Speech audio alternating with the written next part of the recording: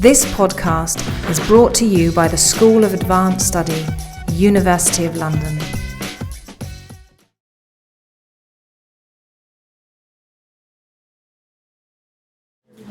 Well, welcome everybody. It's great to see a huge crowd here. It's not a surprise to see a huge crowd here, even if there wasn't free Prosecco at the end. We have Tom Harrison, who's a huge draw.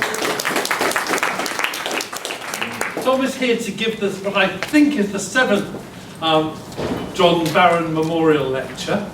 I've attempted to reconstruct the lines on this. John was one of the most important of the directors of the Institute of Classical Studies.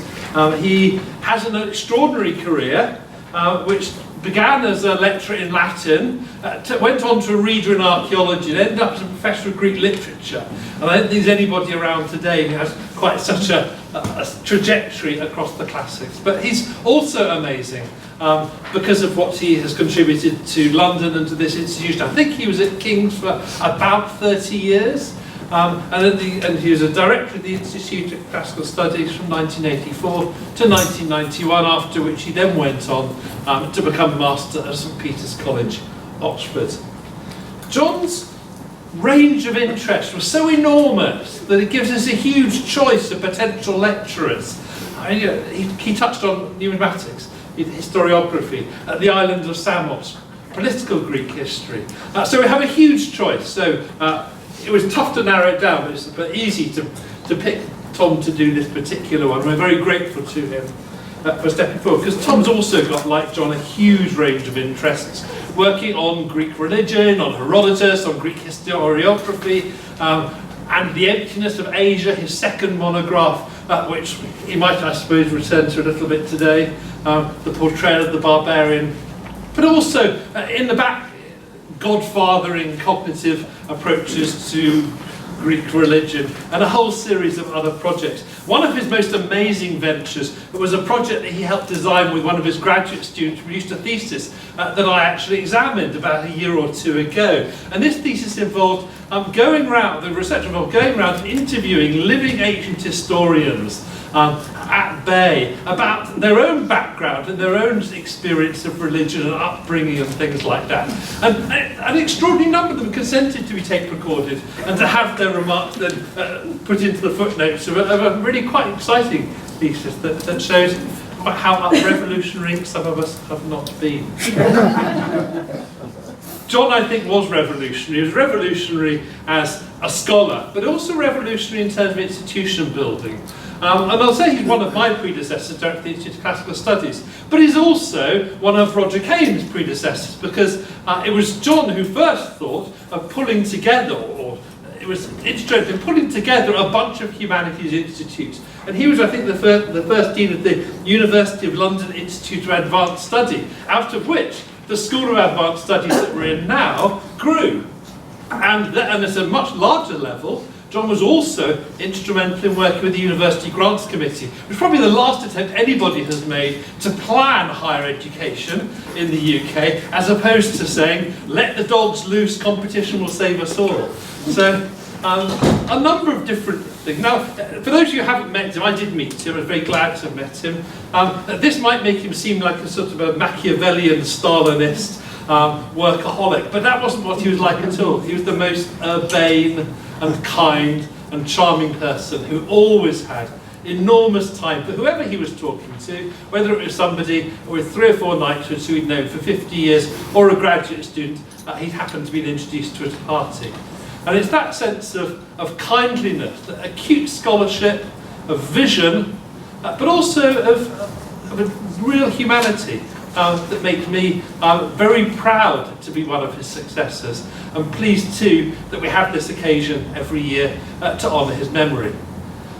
I'm going to hand over now to Tom, but first let me say a few words about Tom. Apart from his many intellectual achievements, he has many will know him from when he worked in University College London, UCL, Department of History, before that Oxford. At various stages in his life he keeps being drawn to North East Fife, which is where he's Professor of Ancient History at the moment. I think it's probably the 3rd attempt, isn't it? I know from all my own former colleagues and managers how really happy and pleased they are to have him there. And so that's a long way you've come today, but it's great to have you here, Tom. We're looking forward very much to hearing you. Thank you very much.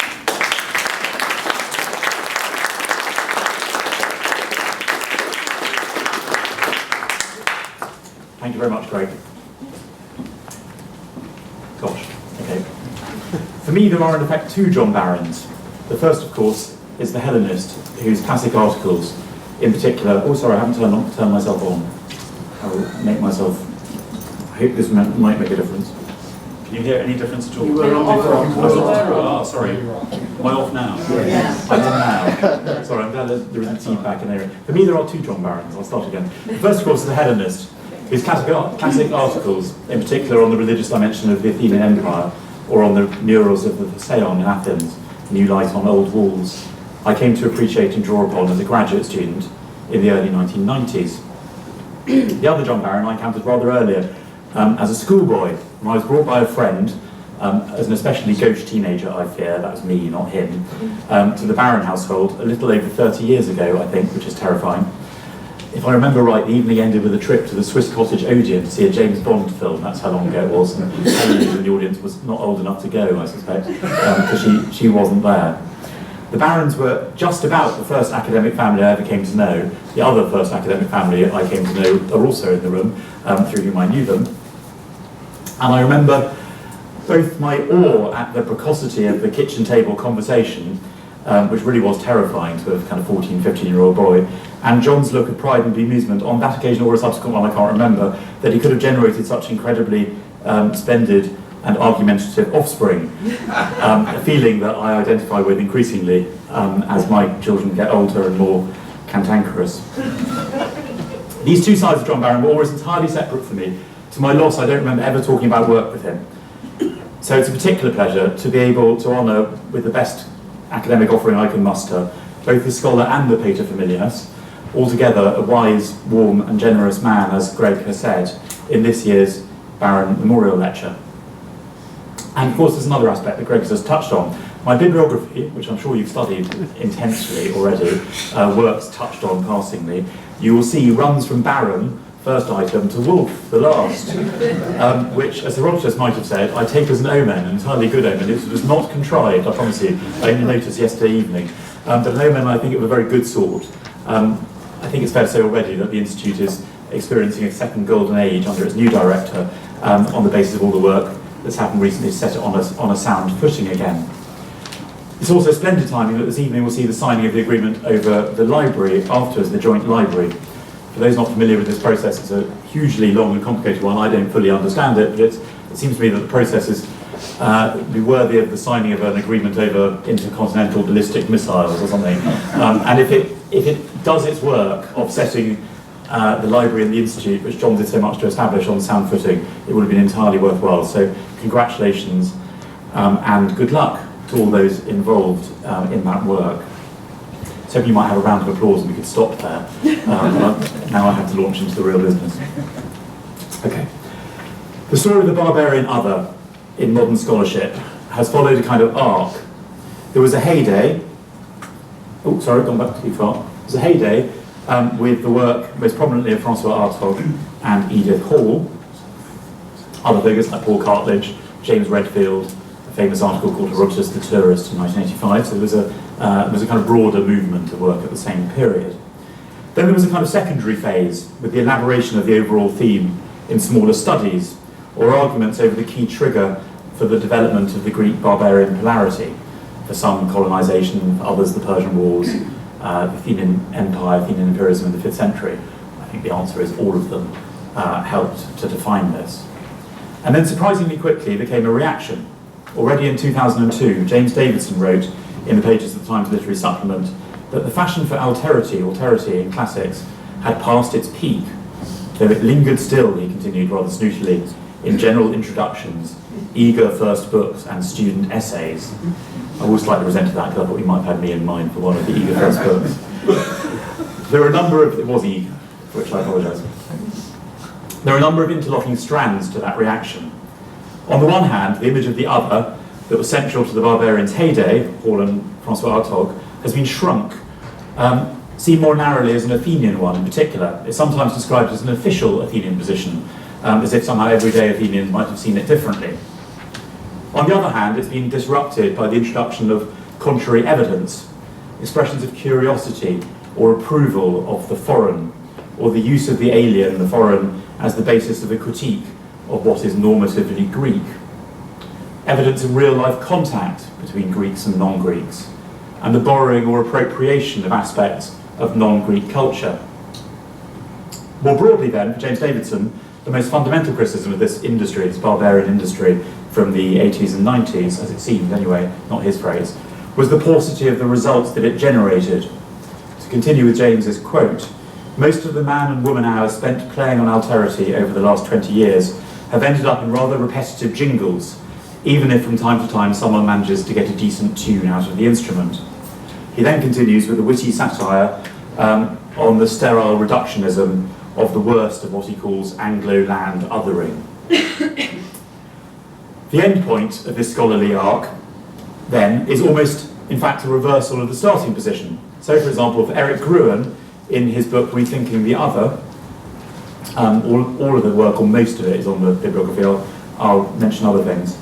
Though we may concede, this is Eric Gruen, though we may concede that the Greeks periodically found reason to accentuate distinctions between themselves and the other, this is essentially an occasional variation, almost an oddity, against a background of positive engagement.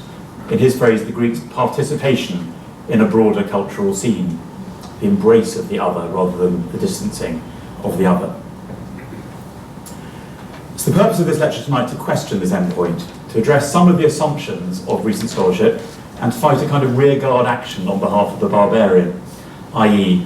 not on behalf of the real barbarian, although I'm sympathetic to the real barbarians, but on behalf of the idea that a Greek barbarian polarity was widespread and significant. I should make clear at the outset that there are a number of ways in which I think the developments in scholarship over the last 20 years or so, as well as reflecting the changed world in which we're writing, which I think is important and I'll come back to later, have constituted progress. So, for example, the near exclusive focus at the beginning of my scholarly arc on the representation of the barbarian rather than on reality was useful in moving beyond judging accounts of foreign peoples solely in terms of the accuracy of their depictions. So it's good in that regard. And yet, looking at representations alongside the evidence of real-life contact, of cultural borrowing, appropriation, whatever we call it, and I'll come back to that later, evidently makes sense. Indeed, looking back, I haven't dared look at my own stuff, but looking back at some of this, I remember with horror how kind of zealously I and others maintain that distinction, which seems perverse to me now. I'll be indelicately and non-urbanely criticising other people's work, the work of people I admire hugely. I hope it's some comfort that I'll also be doing the same to myself occasionally. I get just as much blame, I think, for that in particular. Clearly also, it seems to me, it's been desirable to consider other aspects of the Greek engagement with the other than self-definition. There's a parallel here with developments in the study of modern Orientalism, where again, other factors, scholarly concerns, academic politics, religious priorities have come to balance the kind of imperial politics of Edward Said and others. It's been good also to examine the variety of local, polis or regional identities at a lower level than the Hellenic. The self, as Irad Malkin puts it, is more problematic than the other. To recognise that the ethnographic spotlight is sometimes turned back onto the Greeks themselves, a point emphasised by Joe Skinner, for example, in his book The Invention of Greek Ethnography, or to attempt to restore agency to the subjects of ethnography. Ian Moyer, I think, gets kind of starring billing here. But at the same time, this is an area, it seems to me, in which straw men and false choices seem to proliferate. And that seems to me to be a good sign of a topic to get one's teeth into, and this has been kind of bugging me for a while. So I'm afraid that's the reason why, without me having a very clear sense of why, an inchoate sense I wasn't comfortable with it, and I was agreeing to things, nodding along to papers where I actually thought, hang on, I don't really feel comfortable with it. And so it's born of that uncertainty. One example to open this up that demonstrates, I think, this well, this issue of false choices and straw men, is Rosalind Thomas's very important discussion of sophistic and other influences on Herodotean ethnography in her book Herodotus in Context. Thomas's discussion And I should emphasise this isn't her main point. This is, if you like, a kind of tangential aspect of the book.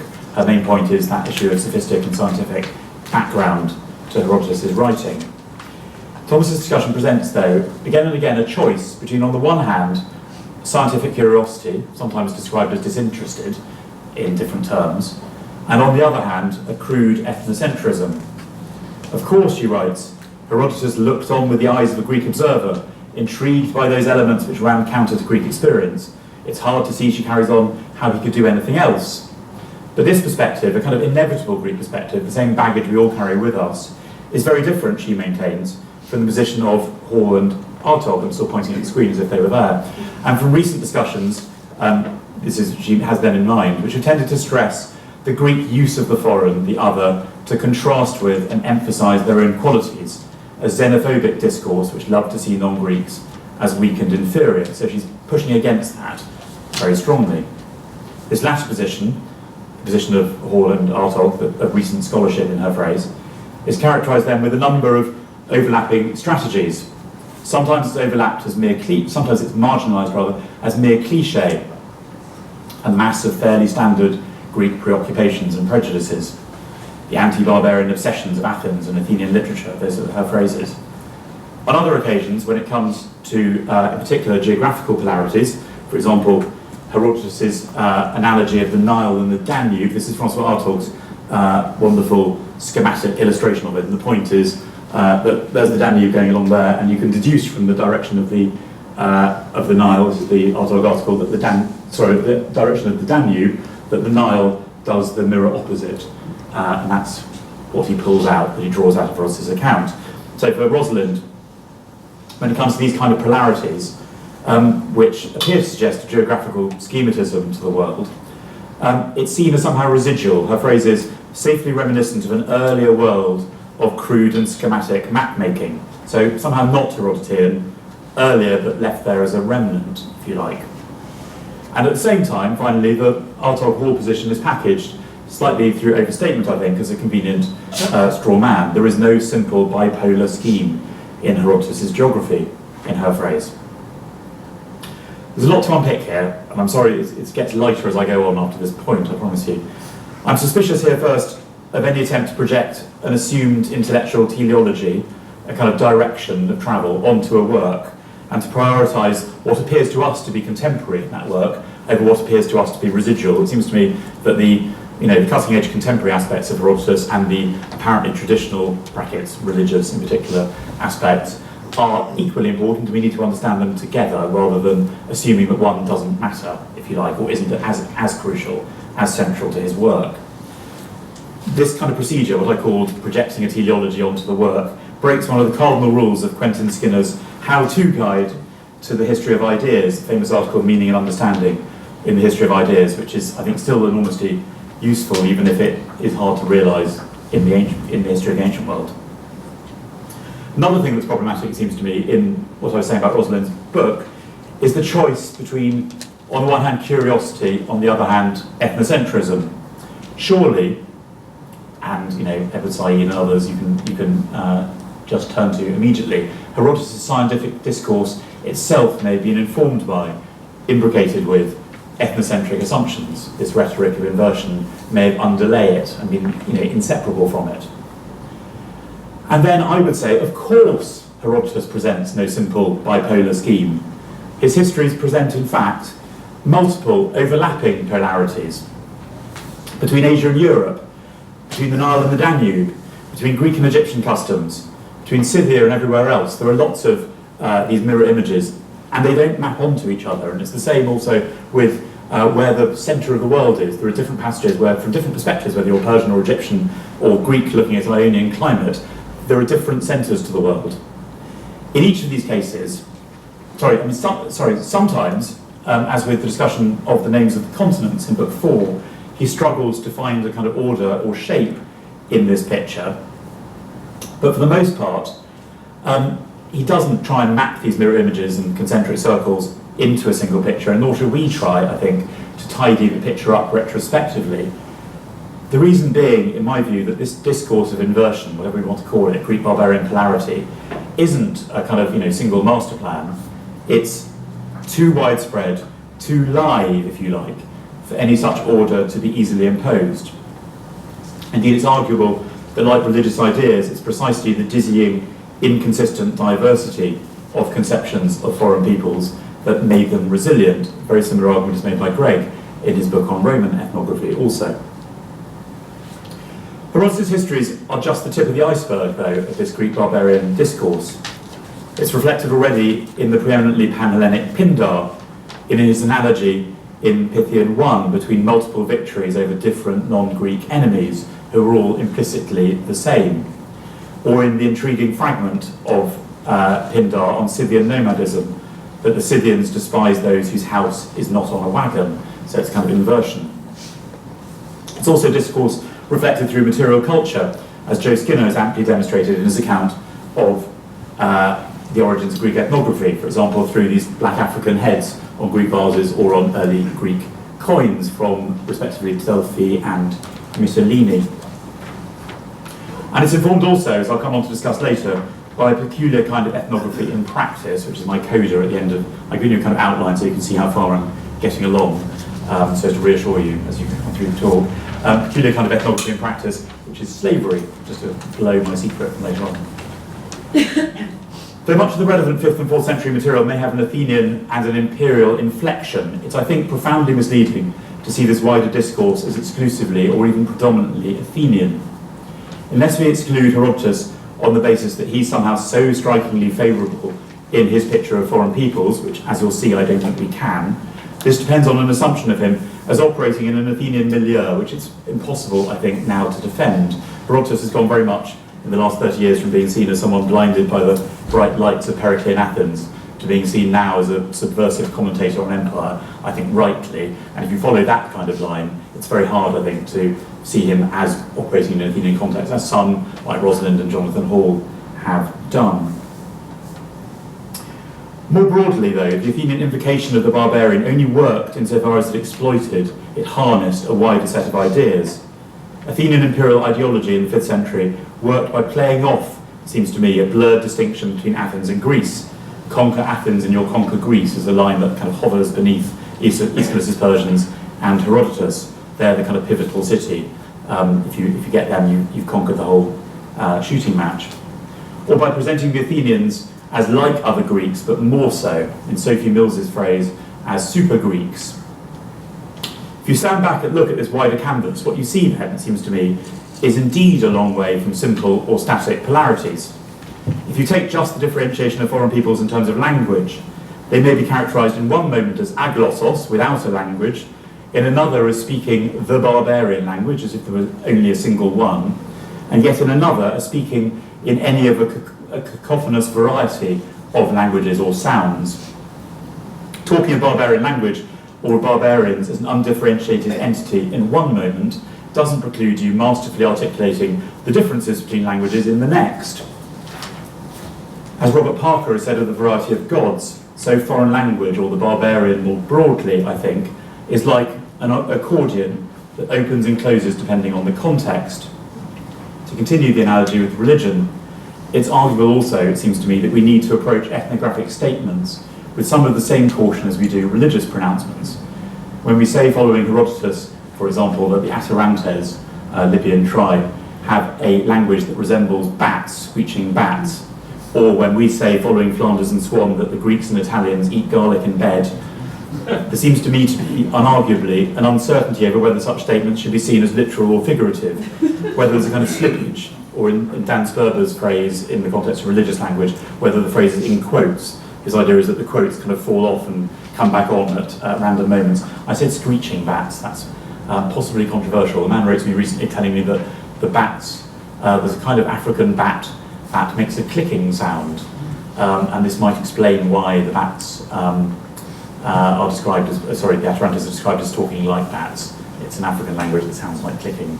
That's a part of a long tradition of vindicating Herodotus based on modern ethnography of different sorts, finding the gold-digging ants in the Himalayas and so on. In all of this then, this emphasis I'm giving, in emphasising fluidity and context and the possibility of a distinctive ethnographic register, if you like, I may be thought to agree with, and in many ways I do, the new consensus in moving away from the bad old picture of stark, simple, absolute polarities, except that I think that the extent to which anyone ever articulated such a picture of simple, stark, absolute polarities is in fact grossly overstated. When Edith Hall talks in a passage that's been much cited or loosely alluded to, I think it's increasingly just become a kind of phrase people wave around, to the absolute polarization between Greek and barbarian, and people often use that phrase again. She does so with reference to one passage of Aeschylus's Persians, the Queen's response to the messenger's account of Greek victory at Salamis, that a great sea of troubles has erupted for the Persians and for the entire barbarian race. The phrase is genos, translated as race is perhaps controversial. And it seems to me that's not an unfair paraphrase. It's a bit more complicated, Persians and the whole barbarian race, but absolute polarization is what you see in those two words. Three words.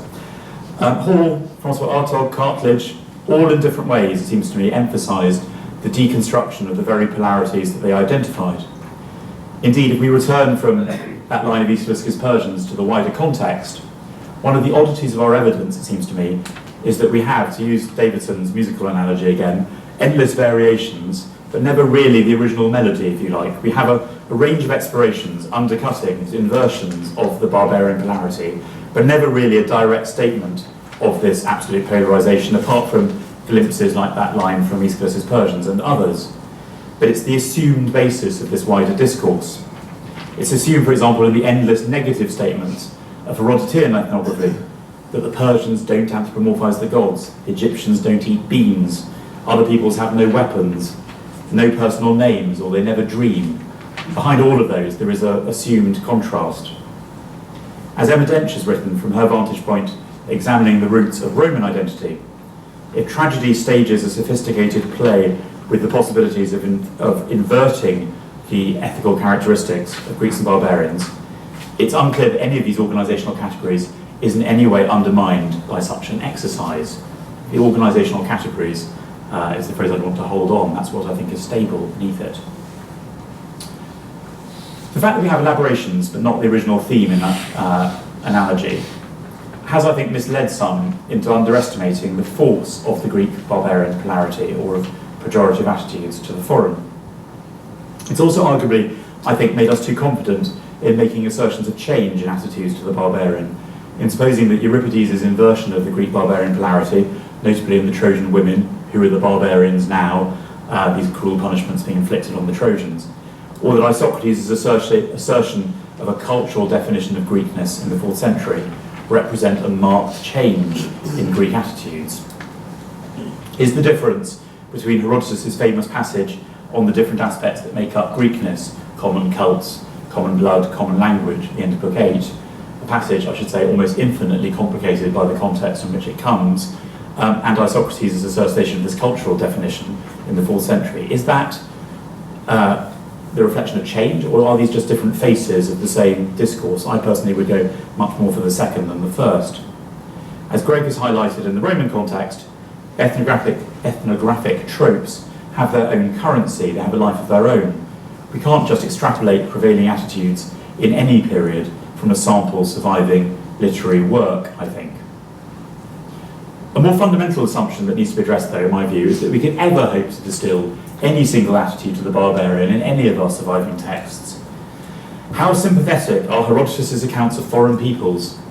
Some years ago, I stopped setting essay titles like that, on the basis that the best answers they elicit are, in effect, ones which tot up the positive characteristics and negative ones. And they say Herodotus' approves of the custom of, what does he approve of? The Babylonian wife market.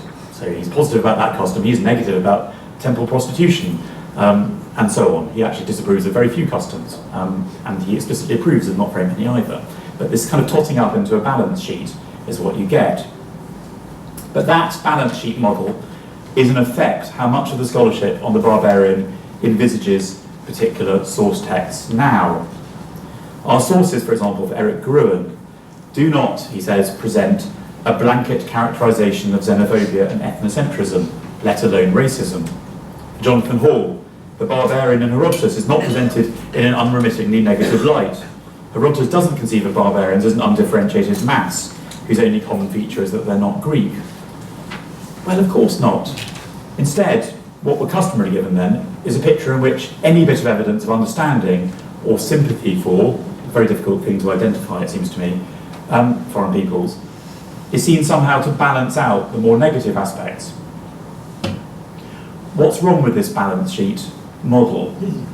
At one level, I think it's difficult to dispute. It's possible, if you like, in the abstract, to conceive of an alternative version of the histories, Herodotus' histories, the ethnographic sections of which were entirely filled with tales of cannibalism, debauchery, and sacrilege.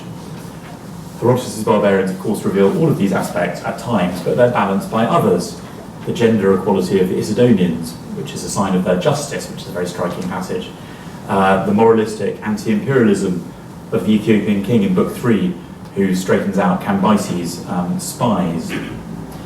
Likewise for Christopher Tuplin, my colleague from Liverpool, images of black Africans include, as he puts it, some rather impressive-looking Negro warriors in Athenian art. So again, you've got this, they're not all negative portrayed, some of them positive, this balance sheet.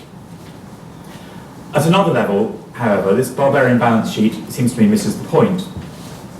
A colleague, in the broader sense, who works on this kind of stuff, told me recently of how he'd gone to see 12 Years a Slave with a good friend, a liberal young North American academic from Princeton, whose response as they reeled from the cinema was to say that the film had perhaps not shown the positive side of slavery in the American South. The point, of course, being that there wasn't a positive side, certainly not in that film, and arguably, I would have thought, not at all. As post-colonial writers and others have recognised, positive and negative stereotypes are frequently part of the same complex of ideas. Would we use Mammy, the faithful slave embodiment of the values of the Old South, in Gone with the Wind, and obviously I'm aware it's a film rather than reality, but would use that kind of stereotype as somehow mitigating the negative representation of antebellum African Americans? In the heated discussion of the names of the Washington Redskins, again, sentimental paeans to the noble savage are seen rightly as reinforcing the culture of contempt, not as balancing negative stereotypes. In his classic Black Skin, White Masks, Frantz Fanon cites an American friend as describing the presence of black Americans alongside white as, in a wonderful phrase, rather chilling phrase, an insurance policy on humanness. When the whites feel that they become too mechanized, they turn to the men of colour and ask them for a little human sustenance. With the Greeks, as with the modern world, we need to try to put positive representations in context, to trace, I think, the relations between ideas, even at the risk of psychologizing, which is a kind of bad word in ancient history, I think, rather than just balancing out negative and positive characterizations. So in his account of Egypt, for example, so far from indulging in Hellenecentric one-upmanship, Herodotus may sometimes come over, to paraphrase Alan Lloyd in his splendid commentary on Herodotus, not on bibliography, but his big green 3-volume commentary published by Leiden from 1975, as being like the holidaymaker who insists on returning home on how wonderful everything was in the place he'd been to, kind of boring on about how they do it in Malaysia, or in this case Egypt. But even if Herodotus elevates Egyptian religion as the source of so much Greek culture, which he does, the Egyptian ethnography's position, framed between notices of Cambyses' invasion, casts this unruffled continuity, the calm of Egyptian history, reaching its peak with the reign of Amasis just before Cambyses invades, as a phenomenon of the past, and that seems to me absolutely crucial and very little emphasised. As Christopher Tuplin puts it very sagely, it's notable that much that is good about barbarians belongs in the past. From the historian's own vantage point, moreover, the Egyptians were coasting complacently towards an even worse disaster, the failure of the Nile inundation. They're taking it for granted, but one day they're going to be disappointed of their great hope, as he says in Book 2. Book 2. The Greek relationship with Egypt is a psychologically complex one, as their naming, for example, of obelisks, pyramids, crocodiles after their miniature equivalents, spits, cakes, cheesecakes, whatever they are, and lizards might suggest, as a kind of bringing them down about applying those names to pyramids and so on. As Simon Gicandi has highlighted in the context of the Victorian culture of travel, so again in the context of Herodotus, you can have a number of rhetorical schemata coexisting in the same work. Trollope, in Gicandi's discussion, may lambast the English abroad for their slavish devotion to English cuisine, which he does. He corrects what he presents as standard myths that the English have when they travel. But his irony is predictably bordered by, as J.P. would put it, a set of paradigms that predate his travel and which find confirmation there. We shouldn't be surprised, I think, to find the same sort of complexity in Herodotus' account of foreign peoples.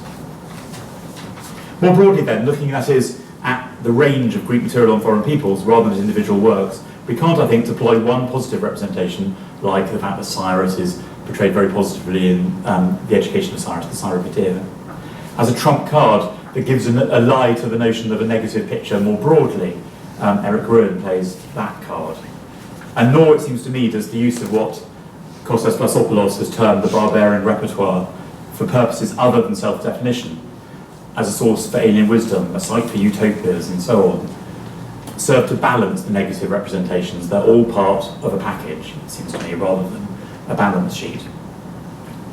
Going on to the evidence of contact, and making a similar point. A number of scholars, Margaret Miller, Joe Skinner, Kostas Vlasopoulos, have highlighted the ubiquity and depth of contact, putting together vignettes of countless individuals who crisscrossed the Iron Curtain, as David Lewis called it, in arguing that there was nothing of the sort between the Greeks and the barbarians. In particular, Miller has painstakingly catalogued in a wonderful book, Athens and Persia in the 5th century, the incorporation of foreign dress, of metalware, architectural themes and so on into Greek art in the 5th century. How, though, should we understand this contact and borrowing alongside the evidence of representations of foreign peoples? For Miller, this evidence of what she calls cultural receptivity disproves, that's her phrase, the commonplace that the Athenians hated and despised the Persians. It contradicts the contempt for the Oriental as expressed in Athenian public rhetoric. For Gruen, likewise, Miller's study is adduced as evidence of the fact that the Persians, Aeschylus' Persians, isn't as negative as you might think it was, because look how open the Athenians are in the 5th century to Persian culture. Some of the evidence, though, I think renders this conclusion of a contradiction more problematic. In particular, we could highlight the fact that parasols, as Miller herself outlines, I'm just relying on her work, parasols used by the Persian king on the door jambs of Persepolis on your left, then become the accessories of women on Attic vases. In one case, it's even the Athenian queen, the Basilina, the ritual queen, who has a parasol held over her, which I think makes very clear there's a kind of play on the perceived royal status, maybe. Miller terms this gender reversal marginalisation, a way of making acceptable what might have seemed unacceptably Persian, whilst allowing the borrowed artefact to become a new, unequivocally positive weapon in the aristocratic competition for prestige. But you could give it a different twist, it seems to me, and see it as actually entirely consonant with the, all the negative spin, if you like, on Greek simplicity, Persian decadence, much as I think that could be overdrawn. More broadly, this I think is the really crucial point. It's questionable whether the mere fact of borrowing can be cited as evidence of a broader culture of receptivity, at least so long as it's understood as a positive or a neutral phenomenon. Gruen's rethinking the other posits a choice between rejection, denigration or distancing, his words, on the one hand, and what he calls a more creative mode of fashioning one's own identity on the other, which he terms appropriation. That he adopts such a loaded term, redolent of culture wars on college campuses in the US, and he's from Berkeley, which seems remarkable, in such a breezy fashion seems to me quite remarkable, but it suggests, I think, a broader blindness to the ideological freight that borrowing brings with it, if you like, and a blindness to the importance of context. Indeed, Gruen makes this blindness to context explicit almost as a matter of principle. Writing of the Persian appropriation of Greek art, the famous image of the Tyrannosides, or the fragment of Persephone, I'll pass over that, here from Persepolis, described by A.T. Olmsted in his History of the Persian Empire as the greatest treasure of Persepolis, which is a completely bizarre thing to say against all the Persian art. This beats it. Writing of the Persian appropriation of Greek art, Gruen suggests that such appropriation represents a mutual regard between peoples. Whether they came through exploitation, purchase or gift, whether they served as tokens of conquest, means of understanding alien cultures, objects of admiration, or mere items of curiosity, they pique the imagination, he says. All forms of contact are equally, it seems, an expression of regard, or at least they may generate regard, between peoples. It's tempting here, in the face of such an incredibly optimistic outlook on the world, to present extreme counterexamples to prove the ideological freight that can accompany physical appropriation. The case that comes to mind as the most extreme is that of this man, Halford Mackinder, the first Oxford geographer of modern times, whose expedition to the summit of Mount Kenya climaxed after his shooting dead 8 servants for insubordination on the way up, with his cutting off of the peak of Mount Kenya with a hacksaw, an act born of disinterested scientific curiosity, question mark. Sorry, that's a bad dig. At the end of the last millennium, the top of Mount Kenya was used as a paperweight by the head of the Cambridge Geography faculty. You couldn't really make it up. But really, it should be enough. Well, I promise you I didn't make it up. It should be enough to point to the ancient context. As Evidentius emphasised in the Roman context very nicely, receptivity is itself a trait of imperial success and is conceptualised as such by Roman writers, or Greek writers like Polybius. And the same applies in an earlier period. In the case of Persian appropriation, whether the objects in question were given or taken by force, and there's good evidence in the case of this that it was given, an article by Olga Palaya, the phenomenon should be seen, surely, against the backdrop of the imperial ideology of the Achaemenid kings, in which gifts given constitute his authority. That's the Bactrian delegation from the Apadana at Persepolis. In the Athenian context, the empire brings with it attractive produce from the whole world is presented as a benefit in the Periclean funeral oration, in the Old Oligarch, or in the well-known fragment of the comic poet Hermippus, listing all the produce that comes to Athens from its allies and others. But these are not just incidental benefits, it seems to me, as we might imagine the trading benefits of the European common market. That's not my first EU-related remark. Still less is it reasonable to adduce these passages, it seems to me, as evidence of a striking readiness to adopt foreign culture traits, or a fashion tendency, in the phrases of Margaret Miller, unless we understand that fashion and trade themselves are intimately linked with the ideologies of sovereignty and identity, in the words of Michael Shanks. Like the gifts of cows and panoplies that the Athenians demanded from their subject allies in the 5th century, these fruits of empire are the expressions of Athenian power. And there are surely suggestions in our texts that this was something that our authors were self-conscious about. This Hermippus fragment seems to me, I'm not sure I've ever persuaded anyone of this, it seems to me that its humour comes not only from the mock Homeric style or political jibes kind of stuffed in to these foodstuffs, but from its Persian-style grandeur. It seems uncannily like the kind of phrases you get, for example, in the Susa Foundation Charter, where lapis lazuli or cedarwood are brought to the king for this great construction. Even if you don't believe that, Herodotus' characterization of the Persians as more than any other people inclined to foreign customs, or the characterization of the Persian king's courtiers as searching the known world for new items to titillate the king's jaded palate, or the implicit contrast between Athens and Sparta that runs through the Old Oligarch and the Periclean funeral oration, all of these together should alert us, surely, to the fact that when the Old Oligarch says that the Athenians have mingled things from various peoples in their city, discovered new types of luxury, this is morally questionable in some way. This is not straightforward. What we see then, I think, in general, is much more complex than just a battle between, on the one hand, pejorative stereotypes, on the other, borrowing as a manifestation of openness. We see, I think, a set of jostling ideas. Imperial pride and its ironic inversion, the desire for the fruits of empire, and yet to maintain an ideal of simplicity, the attempt to touch pitch and not be defiled, if you like, to be like the Persians but not like Persians, something Margaret Miller also plays on. Of course, it is just conceivable, I wouldn't put it stronger than that, just as Mark Griffith has suggested that some aristocratic viewers of Aeschylus's Persians identified privately with the Persian king and his lifestyle.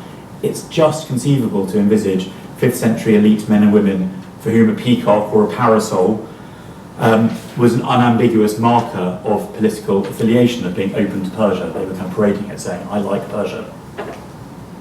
Like kind of wearing a Liverpool Football Club badge or something like that. It's just conceivable, unlikely, I think, because I would suggest the codes that govern dress or accessories like parasols are so much more complex. How, for example, are we to understand in another period the countercultural tendency on the part of Justinianic circus factions of adopting Persian beards or Hunnic dress in the account of Procopius in the Secret History, especially when Hunnic dress could signify either silken luxury on the one hand or simplicity on the other. It's differently enacted in different contexts. It's surely, I think, more complicated than the wonderfully fogyish explanation offered by Alan Cameron in his book on circus factions, where he simply says the sort of extreme fashions that point to the young. I think it's a fine phrase. I hope for more than that. Oh, sorry. I think I'm out of sync. Have I found something? Ignore Boris Johnson.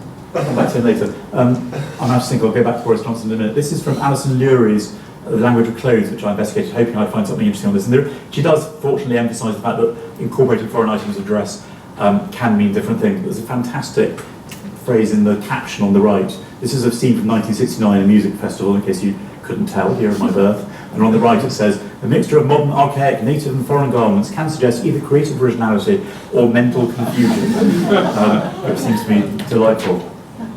Fundamentally, the same answer, it's just more complex, applies to the question of mythical links that tie Greeks and barbarians. Either the integration of foreign peoples into Greek mythical genealogies, the Persians are descended from Perses, the son of Perseus, for example, or more strikingly, the adoption of allegedly, purportedly non-Greek ancestors like Cadmus.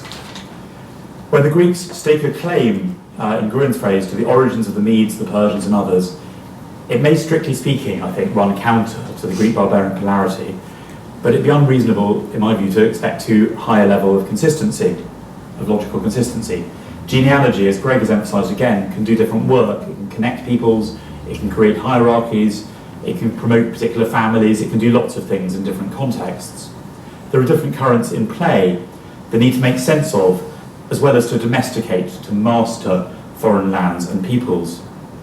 To say that the Greeks were prone to recategorise as Greeks the peoples they came upon, and that's Simon Hornblower, perhaps underestimates this interplay, and underestimates also the way in which the mythical context, this seems to be crucial, in which these connections are made, can both be brought close to you and distanced as being a long time ago when the rules were not the same. These links are infinitely malleable in context. Similarly, can we draw a straight line between the Greek adoption of foreign ancestors and a general openness to the foreign? For Gruen, adopting Cadmus or whoever as your ancestor suggests, as he puts it, a powerful penchant for interconnection. This is where we get back to Boris Johnson. Sorry about that. Unveil the sort of reveal things I gave you. The future Prime Minister of a newly liberated United Kingdom, in his fantasies only, I hope, can be proud of his own Turkish origins. There's his great-grandfather, Ali Kemal, a journalist and politician at the end of the Ottoman Empire, who was lynched by a mob, which may be a warning to demagogues in contemporary times.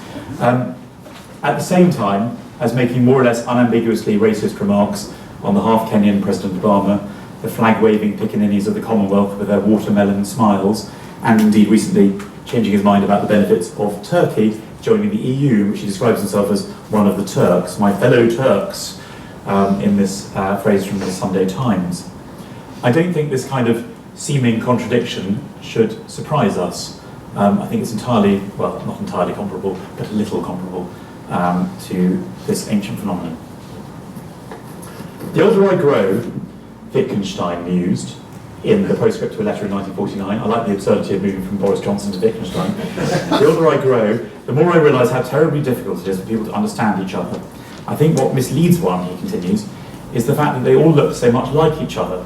If some people look like elephants and others like cats or fish, one wouldn't expect them to understand each other, and things would look much more like what they really are.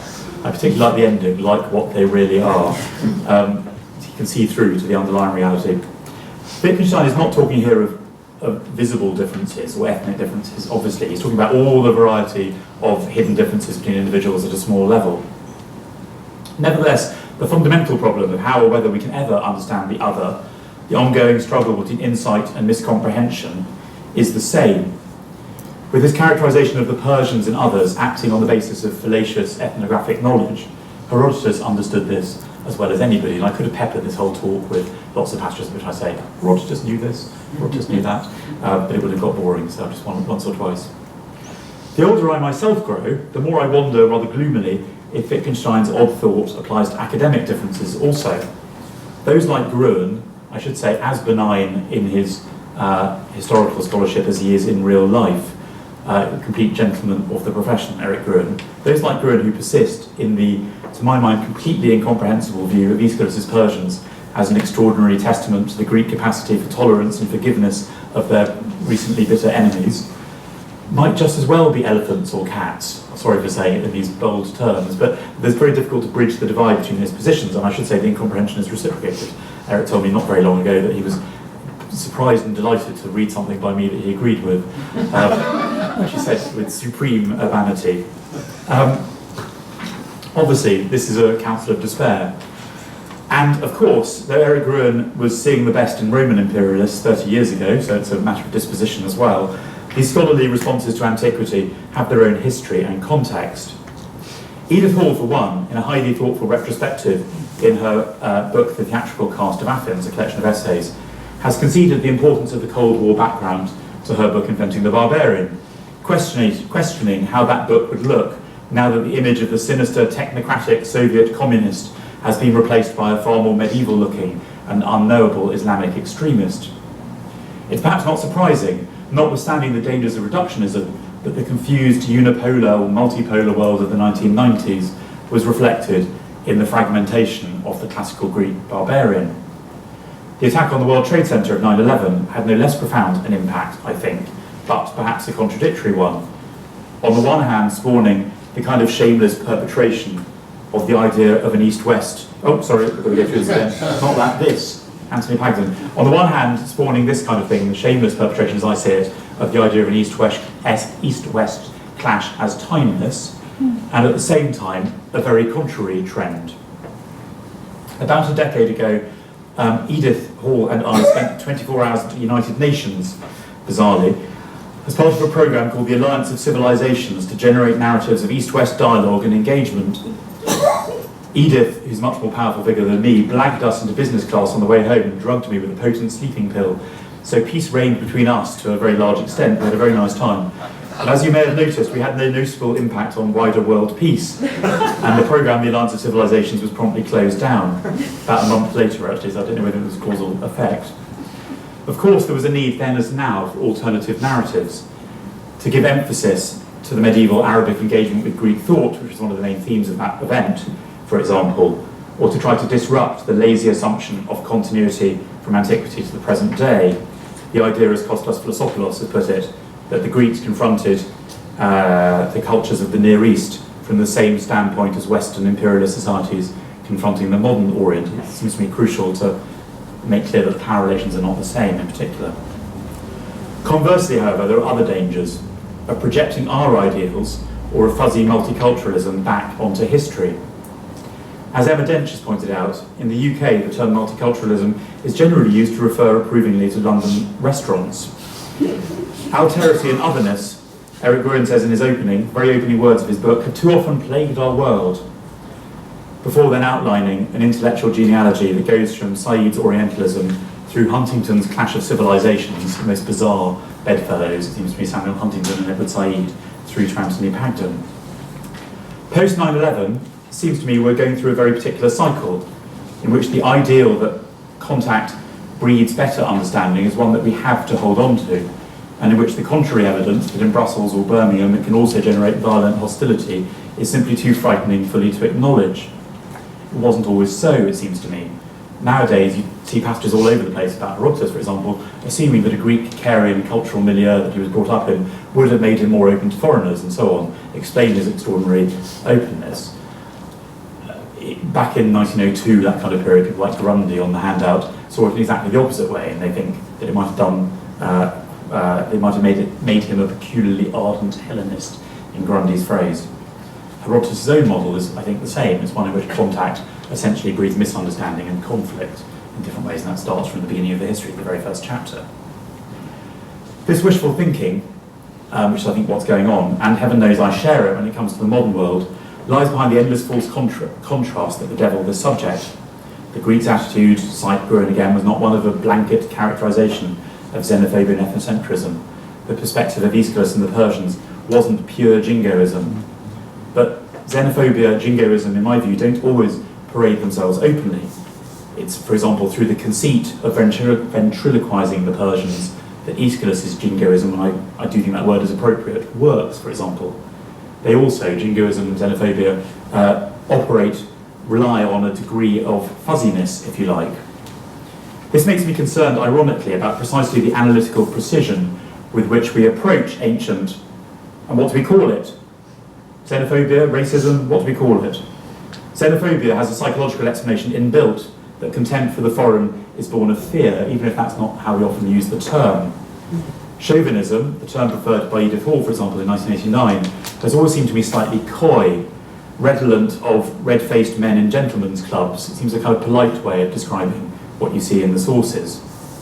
Racism, we all know, and this is something most people repeat as a mantra, isn't an appropriate term to use in advance of the physical anthropology of the 19th century.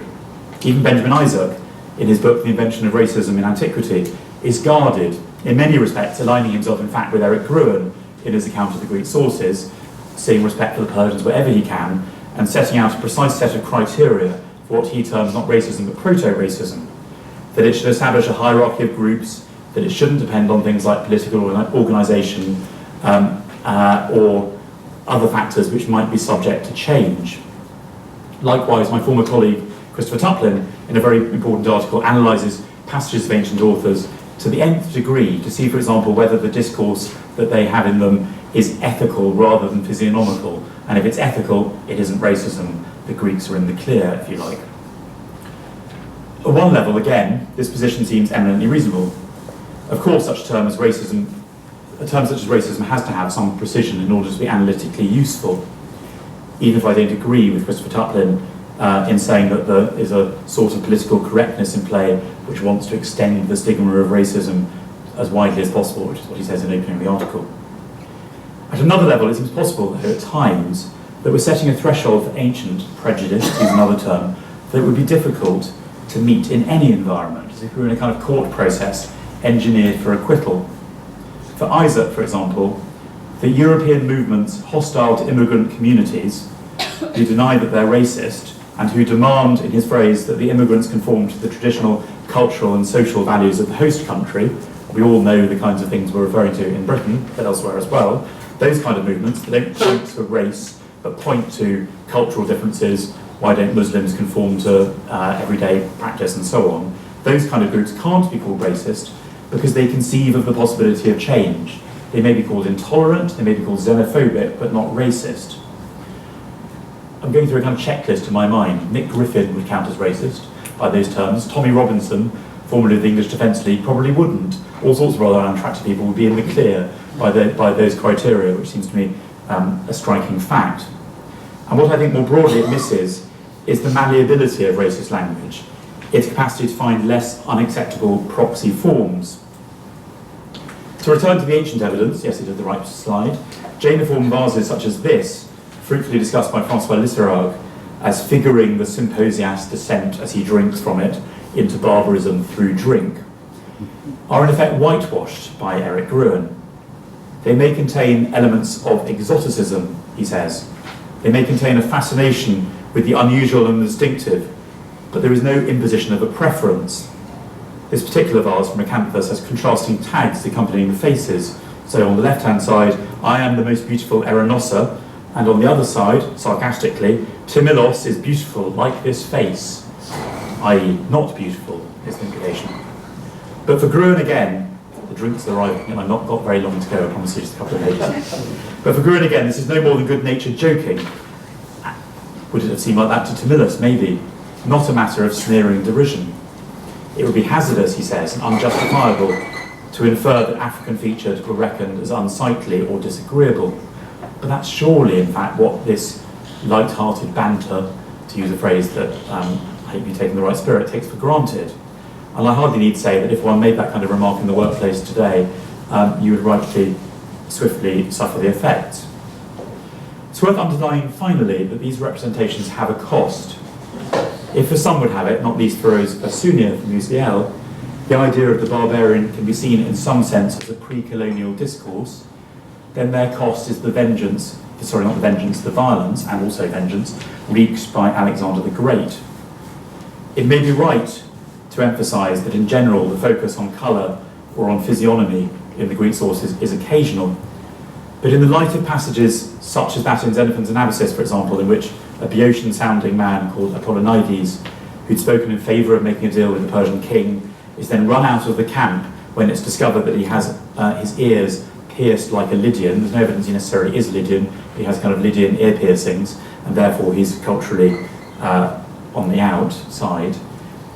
In the light of passages like that, it's still appropriate, I think, to evoke parallels from the modern world in sketching what might have been the real-life effects of prejudice for those real Syrians, Phrygians, and Lydians, whom Xenophon says in another text made up much of the Metic population, the non-slave, non-Athenian population of Athens. Shame and self-contempt, nausea, wrote Frantz Fanon in Black Skin, White Masks. When people like me, they tell me that it's in spite of my colour. When they dislike me, they point out that it's not because of my colour. Either way, I'm locked into the infernal circle. That's all Fanon. If a man is a good character, according to a fragment of Menander, it doesn't matter if he's an Ethiopian. Some of my best friends are Ethiopian, and so on. And there is some sort of parallel, even though there are differences, e.g. the emphasis on colour and physiognomy. I'd like to end, though, very briefly, with a real-life corollary of the idea of the barbarian that seems to me to have been underestimated, its relationship with slavery. Slavery was an essential institution of Greek societies, writes Kostas Philosophilos, and most slaves were barbarians. It doesn't take much thinking to understand why the Greeks might have despised barbarians and considered them slavish and inferior, and something very, very similar, almost word for word, is said by Jonathan Hall. Imperial warfare and its consequences moved people around, Philosophilos continues, as exiles, deportees, and slaves, and settled them in new and unfamiliar territories. It all seems curiously clean, as if the circumstances of migration made little difference.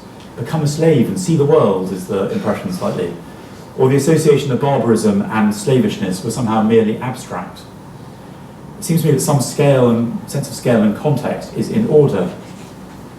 Here I'm getting into the kind of social history that is not my normal stamping ground, so other people here may be able to correct me. Against a background of maybe 30 to 50,000 adult male citizens, all these numbers are made up, but they'll do for now. Athens, insofar as any of these exercises are reliable, may have contained a slave population, people emphasise, I'm relying on Kostas in particular, of as many as 100 to 150,000 slaves. 100 to 150,000 slaves. How many of those were non-Greek or descended from non-Greeks, we can't know for certain. Slave names, analysed by Kostas, analysis of those has found that the majority of slaves probably had names shared by citizens, not in fact the stereotypical names associated with foreigners, but the names most associated with slaves, the names of which comic poets reached as a shorthand, were either ethnic names, like Syros or Thraita, Syrian, Thracian, stereotypically foreign, Marnes, or referred to ideal characteristics, lover of work, faithful, steadfast, and so on. The naming of slaves is sometimes seen as a purely practical matter. So, for example, for Peter Fraser, Greeks soon learned that foreign slaves from certain areas either bore names that could not be understood or pronounced by them, or bore no names at all, so you had to give them a name as a matter of practicality. When more than one slave had the same ethnic name, they then need to find other ones to distinguish. It's just a matter of distinguishing your household slaves. But it has to be more than that. A symbolic undoing of your previous identity, the construction of a new one, surely. Even if a good number of Attic slaves were cloistered or penned in the mines in Athens, even if the attributions of slaves to ethnicities were rough and ready at best, with names like Marnes, the ancient equivalent as David Lewis the younger, the young one about to go to Nottingham, not David Lewis the older, my supervisor, as was, the ancient equivalent of Fritz or Paddy, slightly weird sort of colloquial translations. The consequences of this large-scale slave population's understanding of foreign peoples seem to me immeasurable. Edith Hall comes closest to tracing these implications in her 2006 retrospective. It's always a struggle, she writes, to remind ourselves of the ubiquity of slaves in classical Athens and what must have been the theatre-goers, her concern is with that, almost daily experience of dealing with individuals who were both not Greek and almost completely powerless. Beyond the theatre, though, how much of Herodotean, say, or more broadly Greek ethnographical knowledge was filtered through even directly informed by the day-to-day experience of the barbarian in your home. We can see glimpses of this, I think, in the stereotyped characterisation of Thracians in Herodotus Book 5 as selling their own children. Is this a trope to ease the slave owners' consciences, not on Herodotus' part, but more broadly?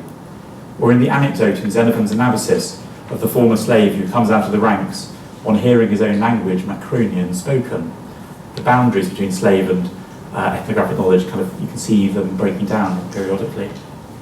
In the context of the real fear of being murdered by your slaves, the practical concern to break up groups of slaves of the same language, which is reflected in Plato's laws, within a slave-owning society, it's worth emphasising, it seems to me, that ethnographic knowledge mattered in that very straightforward and brutal way. What are the slaves themselves?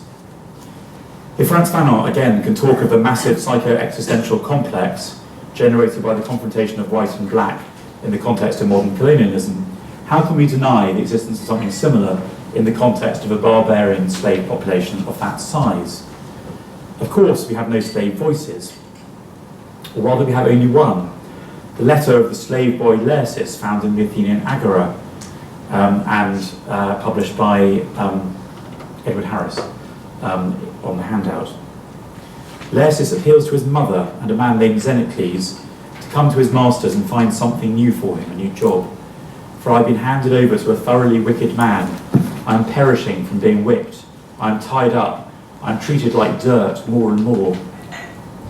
If we're to relate the representation of foreign peoples to the world of real-life contact, we need, I think, to do so with a little more finesse than hitherto, and more than I'm capable of. But we need also to include these brutal realities in that backdrop, to appreciate that the barbarian repertoire is implicated in them, to move beyond the starry-eyed assumption, which I think it is often, that all contact breeds understanding. In the meantime, I contend, it would be premature to throw out the barbarian with the bathwater. Thank you very much indeed.